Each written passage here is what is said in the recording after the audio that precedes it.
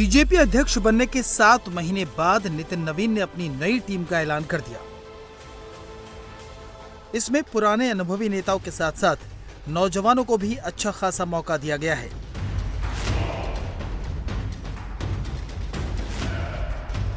BJP संगठन में इस बार 51 नए लोगों को एंट्री मिली है, जबकि 14 सदस्यों को दोबारा जिम्मेदारी दी गई है। पुराने नेताओं में सबसे बड़ा नाम वसुंधरा राजे सिंधिया का है, जो 2 बार राजस्थान के मुख्यमंत्री रह चुकी हैं और संगठन में काम करने का भी उनका अच्छा खासा अनुभव है।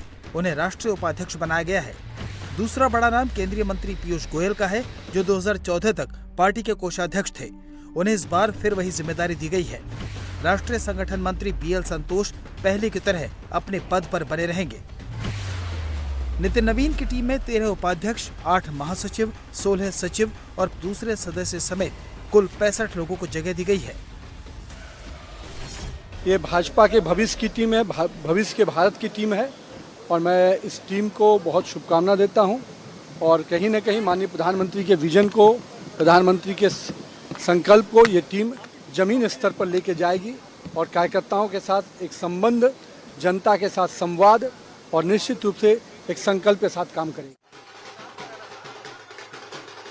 बीजेपी संगठन में इस बार पूर्व केंद्रीय मंत्री स्मृति ईरानी को बड़ी भूमिका मिली है। उन्हें राष्ट्रीय महासचिव बनाया गया है। स्मृति ईरानी चुनाव हारने के बाद भी पार्टी में सक्रिय थीं और चुनाव में स्टार कैंपेनर की भूमिका निभा रही थीं। बीजेपी संगठन में राम माधव को उपाध्यक्ष बनाकर 6 साल बाद नेशनल टीम में वापस लाया गया है। उत्तराखंड के पूर्व सीएम तीरथ सिंह रावत को भी राष्ट्रीय उपाध्यक्ष बनाया गया है। इसके अलावा विनोद तावड़े, सुनील बंसल को भी फिर अहम रोल मिला है। वहीं त्रिपुरा के पूर्व मुख्यमंत्री बिप्लब कुमार देव को फिर से महासचिव की जिम्मेदारी मिली है, जबकि यूपी से आने वाले हरीश द्विवेदी और राजस्थान के सतीश पूनिया को भी पार्टी महासचिव बनाया गया है। राष्ट्रीय स्तर के संगठन में शामिल होना सौभाग्य भी है और मैं समझता हूं कि जो अपेक्षाएं हैं पार्टी की, उसको पूरा करने के लिए पार्टी ने सोचा है कि मैं राजस्थान से बाहर एक बड़े दायरे में काम करूं। अवसर मिला था हरियाणा का, बिहार का, दिल्ली का, उन सब अपेक्षाओं को पूरा किया। मैं समझता हूं कि मेरे लिए एक आनंद का, परिवार का, मित्रों का, कार्यकर्ताओं का, कि उन्होंने मुझे इस योग्य समझा कि मैं पार्टी के केंद्रीय संगठन में अपनी भूमिका निभा सकूं, तो मेरे लिए सौभाग्य है।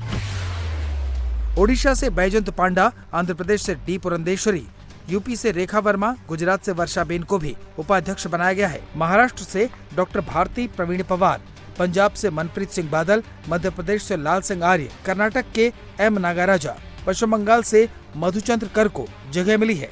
यूपी से तारिक मंसूर को दूसरी बार उपाध्यक्ष बनाया गया है। प्रधानमंत्री का कहना हमेशा ये है कि सबका साथ सबका विकास। जितनी भी गवर्नमेंट की स्कीम चल रही हैं, किसी भी सेक्टर की हो, हेल्थ में हो, आवास योजना हो, गैस सब्सिडी हो, राशन डिस्ट्रीब्यूशन हो, सब जो है विदाउट डिस्क्रिमिनेशन चल रही है। इसमें सब लोगों को फ़ायदा मिल रहा है।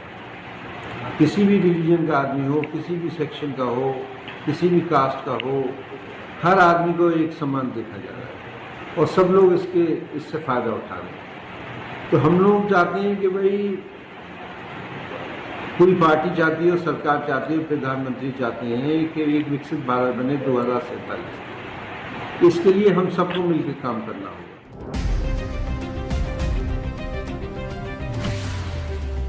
नितिन नवीन की टीम में सबसे ज्यादा 8 लोग यूपी के हैं, जबकि 2 उपाध्यक्ष, 2 महासचिव, 2 सचिव और 2 मोर्चों के अध्यक्ष भी उत्तर प्रदेश से ही हैं।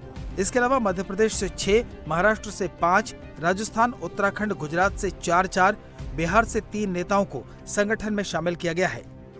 नितिन नवीन ने बीजेपी आईटी सेल में बदलाव करते हुए इसकी जिम्मेदारी अमित मालवीय की जगह छत्तीसगढ़ के दीपक महस्के को दी गई है।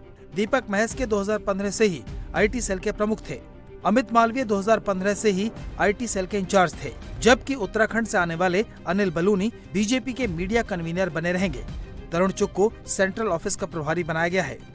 बीजेपी युवा मोर्चा की कमान तेजस्वी सूर्या की जगह गुजरात के हेमांग जोशी को दी गई है, जबकि छत्तीसगढ़ के रूप चौधरी को बीजेपी महिला मोर्चे का अध्यक्ष बनाया गया है।